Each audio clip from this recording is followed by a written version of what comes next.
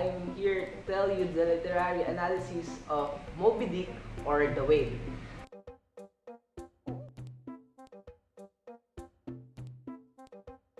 The author of this literary piece is Herman Melville.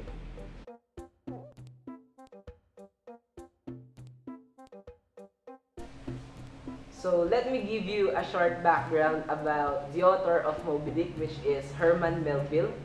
So Herman Melville was born in New York City in 1819.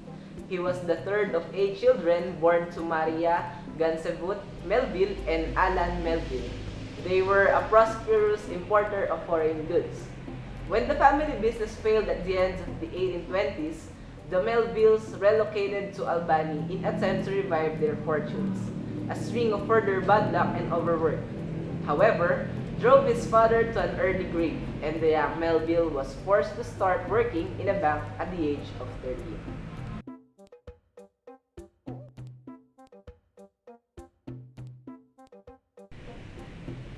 So, Melville was influenced in the writing of Moby Dick by the work of Nathan Hawthorne, the author of The Scarlet Letter, whom he met in 1850 and whom he dedicated Moby Dick. Melville had long admired Hawthorne's psychological depth and gothic grimness and associated Hawthorne with the new, distinctively American literature. Through the works of Shakespeare and Milton and the stories in the Bible, especially the Old Testament, it was then influenced Moby Dick. Melville did not look exclusively to celebrated cultural models. He drew on sources from popular culture as well. Whaling narratives, for example, were popular in the 19th century. Melville relied on Thomas Bill's encyclopedic natural history of the sperm whale and narrative etchings of a whale cruise by J. Ross Brown.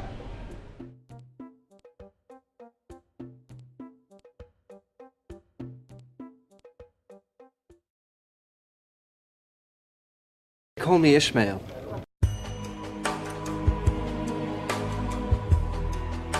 You want to see, are you? Aye, that I am. I want to see the world. Then had ye clapped eyes yet on Captain Ahab? Who is Captain Ahab? Tell me, have you seen a white whale? You white whale, do you mean? Moby Dick, some calls him. Was it not Moby Dick that took off their leg?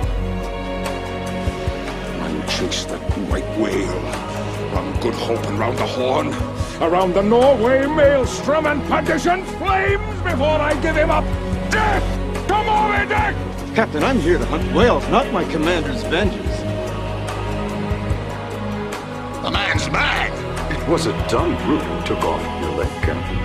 It's madness to be thus enraged. This is what you've shipped for, men! Good Lord, man, think of your men!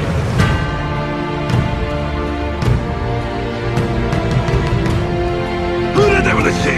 Greek! You don't speak, I'll kill him!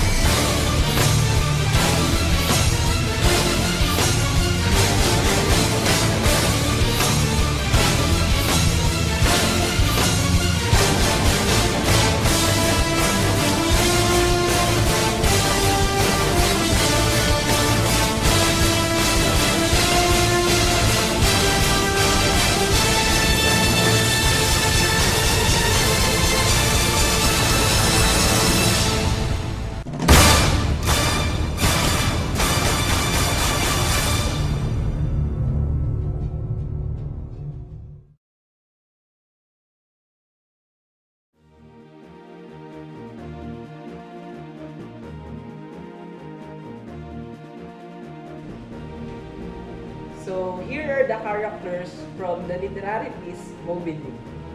So the first one was Ishmael. He was the narrator and a junior member of the crew of the Peacock.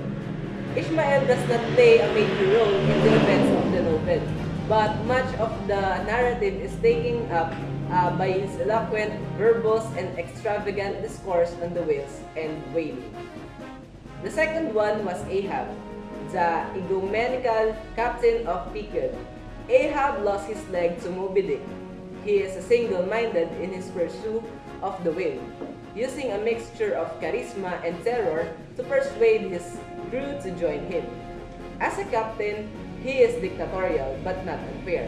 At moments, he shows a compassionate side, caring for the insane Pip and musing of his wife and child back in Nantucket. Also, we have Moby Dick, the great white sperm whale. Moby Dick, also referred to as white whale, which is an infamous and dangerous threat to seamen, considered by Ahab the incarnation of evil and fated nemesis. Starbuck was the first mate of Pequod. Starbuck questions Ahab's judgment first in private and later in public. He is a Quaker who believes that Christianity offers a way to interpret the world around him. Although he is not dogmatic or pushy about his beliefs, Starbuck acts as a conservative force against Ahab's mania. Next is Queequeg, Starbuck's skilled harpooner and Ishmael's best friend. Queequeg was once a prince from South Sea Island and stowed away on a whaling ship in search for adventure.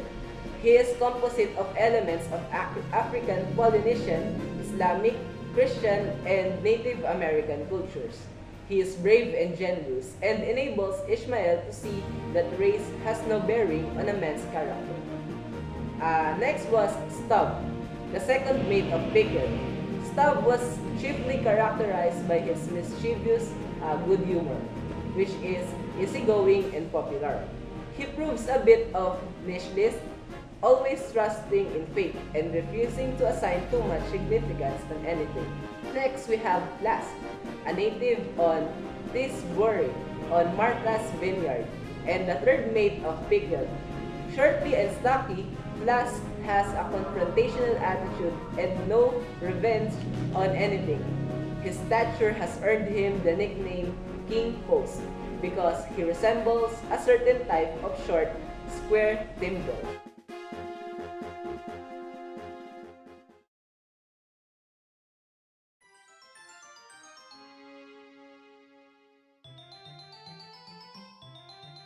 It is a novel type of work, and it is under the genre of epic, adventure story, quest tale, allegory, tragedy.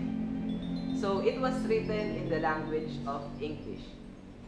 It was written between 1850 and 1851 in Pittsfield, Massachusetts, and New York City. And it was first published in 1851. So the publisher of this novel is Harper and Brothers in America.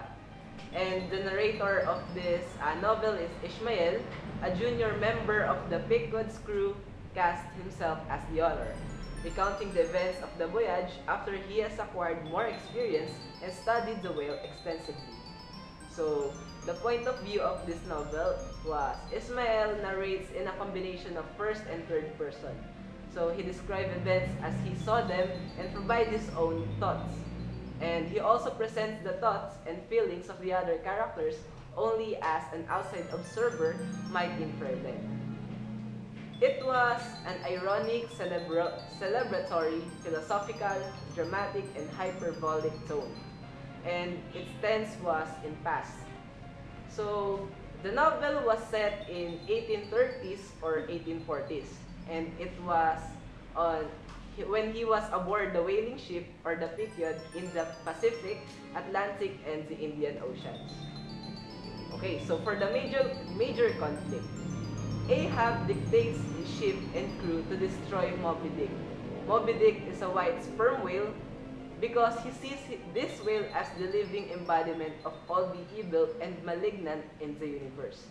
By ignoring the physical dangers that this quest entails, setting himself against other men, and presuming to understand and fight evil on a cosmic scale, Ahab arrogantly defies the limitation imposed upon human beings. So the rising action was when Ahab announced his quest to the other sailors and nails the doubloon of the mast. The Pickard encounters various ships with news and stories about Moby Dick. And the climax was found in chapter 132. It has the title The Symphony, wherein Ahab interrogates himself and his quest in front of Starbuck and realizes that he does not have the will to turn aside from his purpose. So the following action was when Ahab died and the destruction of the Pickard by Moby Dick. And Ishmael was the only survivor of the Pickard sinking, and it floats on a coffin and is rescued by another whaling ship, the Rachel. So the theme of this literary piece was, it limits the knowledge and deceptiveness of faith and exploitative nature of whaling. And its motive, whiteness, surfaces, and depths. Other symbols are the Pickard, which symbolizes the doom. Also, Moby Dick, which symbolizes objective level. And it also symbolizes humankind's inability to understand the world. Queequeg's coffin symbolizes both life and death.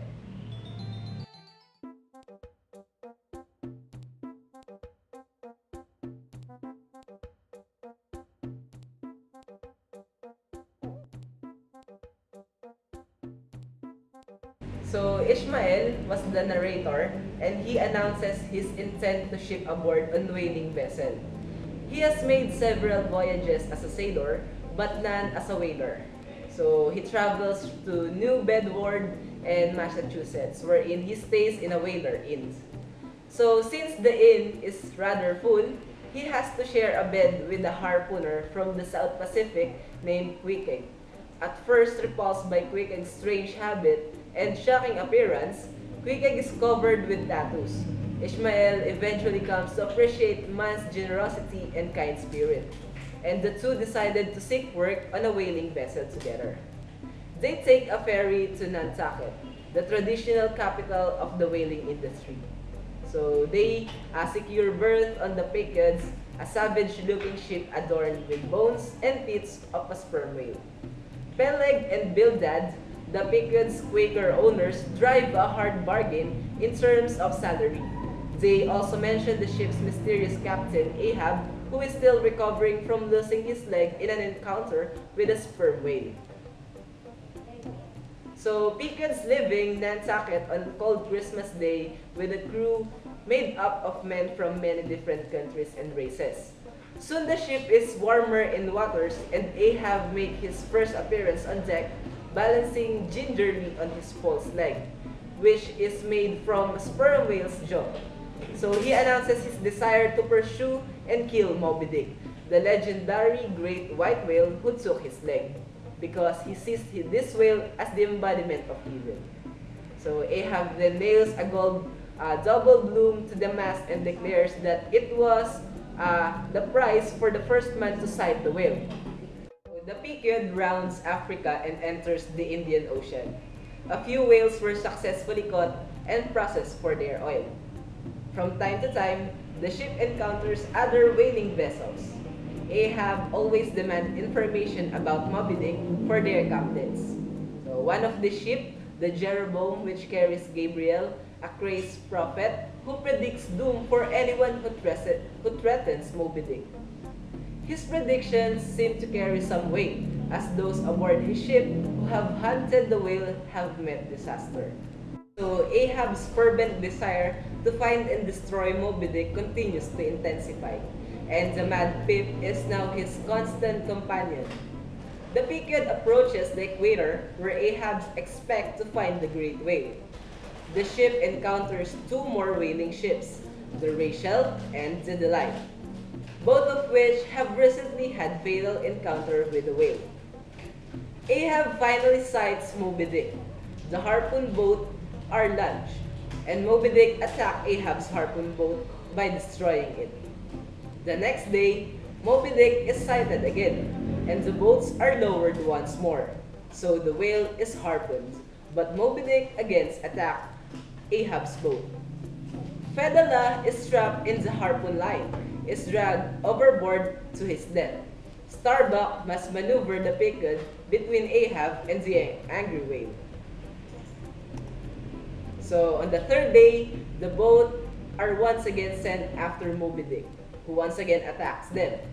The men can see Fedal's corpse lashed to the whale by the harpoon line.